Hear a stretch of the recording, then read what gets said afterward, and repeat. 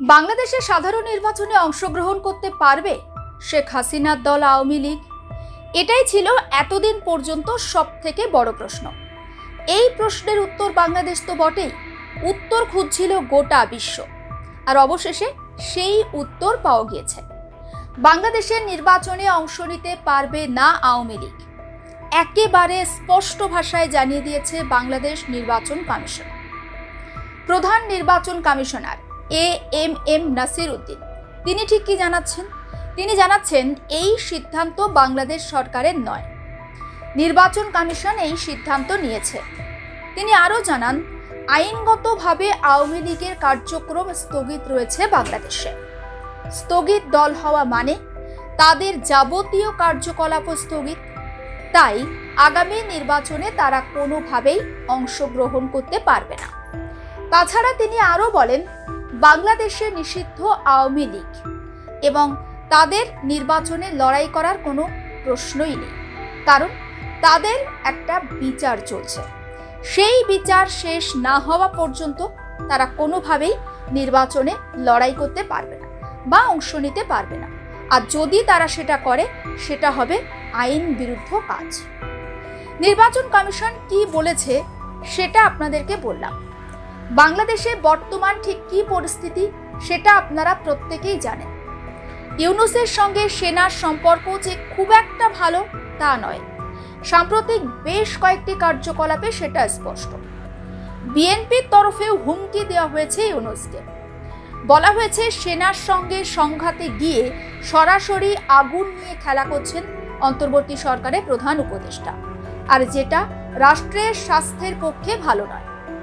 অন্যদিকে বিএনপি চাইছে যেন তেন প্রকারে সেনার সঙ্গে সম্পর্ক ভালো রাখতে, কারণ এটাই তো বিএনপির কাছে একটা সুবর্ণ সুযোগ। কি সুযোগ? ফের ঢাকার মসনদে বসার। আর সেই সুযোগ কোনোভাবেই হাতছাড়া করতে চায় না খালেদা জিয়ার দল। খালেদার দলের কিন্তু আরও একটা ভয় রয়েছে। কি ভয় বলুন তো? আরে ইউনূস তো রাষ্ট্রসংঘে খুব সম্প্রতি একটা সাক্ষাৎকার দিয়েছিলেন, আর সেখানে তিনি জানিয়েছেন আওয়ামী লীগ নির্বাচনে অংশ নিতে পারবে, আর তাদের অনেক সমর্থকও রয়েছে বাংলাদেশে। ফলে ভয় তো একটা থাকবেই বিএনপির, কারণ বাংলাদেশের জনগণের মনের মণিকোঠায় তো এখনো হাসিনা এবং তার দল আওয়ামী লীগ রয়ে গিয়েছে। আর বিএনপি এটাও খুব ভালো করে জানে হাসিনা পরবর্তী সময়ে বাংলাদেশে কিভাবে তারা তাদের কার্যকলাপ চালিয়েছে, এমনকি আওয়ামী লীগের সমর্থকদের ওপরেও তারা অত্যাচার চালিয়েছে। ফলে হাসিনা ক্ষমতায় ফিরলে তার যে পাল্টা প্রতিক্রিয়া হবে সেটাই তো স্বাভাবিক।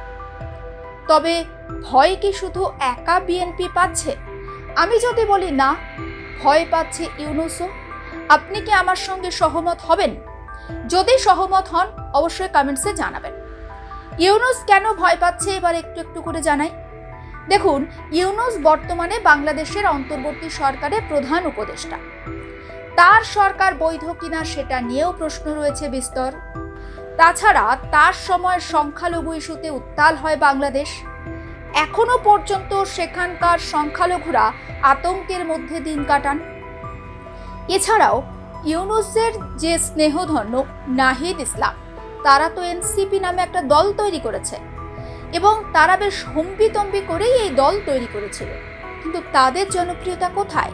সেটা তো একেবারে তলানিতে। তারাই নির্বাচনে লড়াই করতে পারবে কিনা সেটাই তো এখন প্রশ্নের মুখে, কারণ তাদের দলের প্রতীক নিয়ে একটা সমস্যা দেখা দিয়েছে। একটু জানাই আপনাদের এনসিপির ঠিক কি সমস্যা। এনসিপি চায় শাপলা প্রতীকে লড়াই করতে। তবে এনসিপিকে শাপলা প্রতীক দেওয়ার বিষয়ে নির্বাচন কমিশন জানাচ্ছে, নির্বাচন কমিশনের তালিকায় যে সমস্ত প্রতীকগুলো রয়েছে সেই প্রতীকগুলোই দেয়া হবে এনসিপিকে। তাই শাপলা প্রতীক এখনই দেয়া হচ্ছে না নাহিদদের দলকে। অন্যদিকে হাসিনা ভারতে থেকেও অডিও বার্তার মাধ্যমে ক্রমাগত বিধি গিয়েছেন ইউনূসকে। ইউনূস গত 13 থেকে 14 মাসে বাংলাদেশের অর্থনীতি ধ্বংস করেছে, একথা বারবার বলে এসেছেন হাসিনা, এবং তার প্রত্যেকটা হিসাব তিনি নেবেন ইউনূসের থেকে। এবার বলবো বাংলাদেশ সংবিধান কি বলছে। মানে ইউনূসের ভয় পাওয়ার আরও একটা কারণ বলবো আপনাদের। দেখুন, বাংলাদেশের সংবিধানে অন্তর্বর্তী সরকার সম্পর্কিত কোনো বিধান নেই। সেখানে কি বলা হয়েছে? সেখানে বলা হয়েছে অন্তর্বর্তী সরকার একটি ব্যতিক্রমী পরিস্থিতি কিংবা জরুরি অবস্থা মোকাবিলার জন্য গঠিত একটি অস্থায়ী সরকার। অর্থাৎ এই সরকারের কোনো স্থায়িত্ব নেই, যা সংবিধানের বাইরে থেকে কাজ করে। ফলে বর্তমান অন্তর্বর্তী সরকার কোনো আইনি দলিল দ্বারা স্বীকৃত বা সমর্থিত নয়, কারণ এটি 2024 সালে অশান্ত বাংলাদেশের একটি ব্যতিক্রমী পরিস্থিতি থেকে উদ্ভূত সরকার এবং রাষ্ট্রপতি সংবিধানের 106 অনুচ্ছেদ অনুযায়ী উপদেশমূলক মতামত গ্রহণ করে অন্তর্বর্তী সরকার গঠন করেছেন। বাংলাদেশের বর্তমান সংবিধান অনুযায়ী নির্ধারিত মেয়াদ শেষ হওয়ার পর ক্ষমতায় থাকা সরকারের অধীনেই সেখানে জাতীয় নির্বাচন অনুষ্ঠিত হবে। এরপর ওই সরকারি বিজয়ী রাজনৈতিক দল কিংবা জোটের কাছে ক্ষমতা হস্তান্তর করবে। তাহলে মানেটা কি দাঁড়ালো? আসন্ন নির্বাচনে লড়তে হলে ইউনূসকে তো কোনো একটা রাজনৈতিক দলের লেজ ধরে লড়াই করতে হবে, তাই না?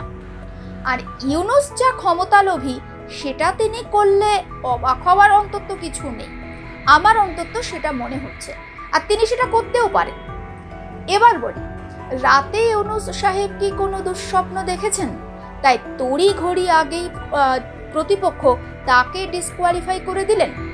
আরে বয়স হচ্ছে তো, আর এই 85 বছর বয়সে এসে কেই বা পরাজয়ের ধকল সইতে চায়? আসলে ইউনূস স্বপ্ন দেখেছেন, থুড়ি দুঃস্বপ্ন দেখেছেন। তিনি দেখেছেন আওয়ামী লীগ লড়লে ইউনূসের পরাজয় নিশ্চিত, আর রাজনীতির কারবারিরা বলছেন সেই আতঙ্কে আটকে ওঠা দুঃস্বপ্ন থেকে আগেই প্রধান প্রতিপক্ষ আওয়ামী লীগকে খেলা থেকে ডিসকোয়ালিফাই করে দিয়েছেন ইউনূস, বা সেই কৌশল তিনি নিয়েছেন যাতে একেবারে ঝামেলা চুকে গেল। কোন খেলা সেটা নিশ্চয়ই আপনাকে আর বলে দিতে হবে না, তাও বলছি যদি ভুলে গিয়ে থাকেন। আওয়ামী লীগকে বাংলাদেশের নির্বাচনের খেলা থেকে আগেই ডিসকোয়ালিফাই করে দেওয়ার কথা বলছি। এবার আওয়ামী লীগ যদি লড়াই না করে তাহলে কি হবে সেটাও বলবো। আসলে ইউনূস এই কয়েকদিনে খুব ঘেটে রয়েছেন, বিশেষ করে ওই সমীক্ষার রিপোর্ট প্রকাশিত হওয়ার পর থেকে।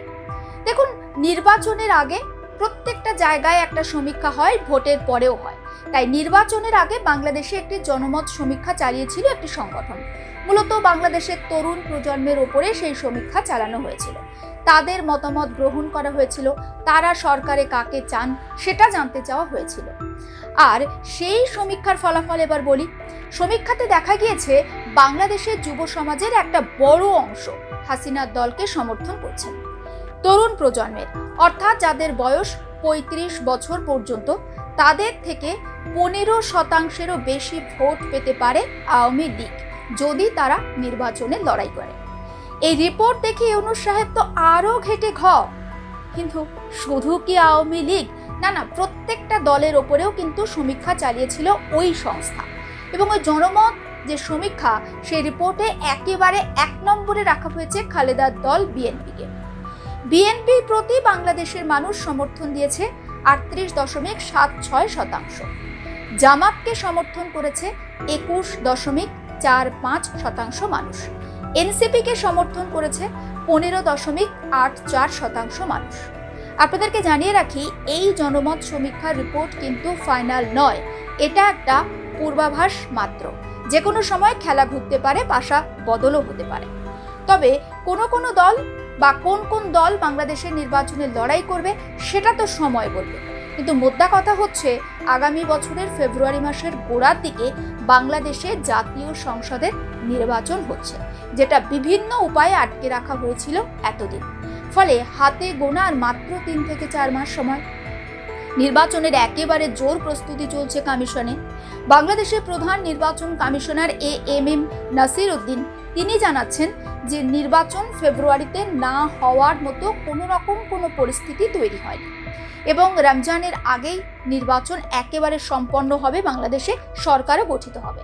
আর নির্বাচনকে সামনে রেখে সব বাহিনীও প্রস্তুত রয়েছে।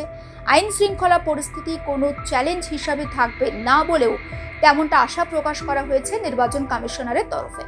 বিতর্কিত বা প্রশ্নবিদ্ধ কোনো কর্মকর্তা যাতে নির্বাচনী দায়িত্বে না থাকেন সে বিষয়েও নির্বাচন কমিশন কঠোর অবস্থান নিয়েছে। কোনো গোষ্ঠীর চাপের কাছে কমিশন মাথা নত করবে না, এটা একেবারে স্পষ্টভাবে জানিয়ে দেওয়া হয়েছে বাংলাদেশ নির্বাচন কমিশনের তরফে। সবটা মিলিয়ে নির্বাচন কি হবে, আদেও কি আওয়ামী লীগ লড়াই করতে পারবে, নাকি যে সমীক্ষার কথা বললাম সেটাই বাস্তবে রূপ নেবে, অবশ্যই নজর থাকবে আমাদের। আর নজর রাখুন আর প্লাস নিউজ ডিজিটাল।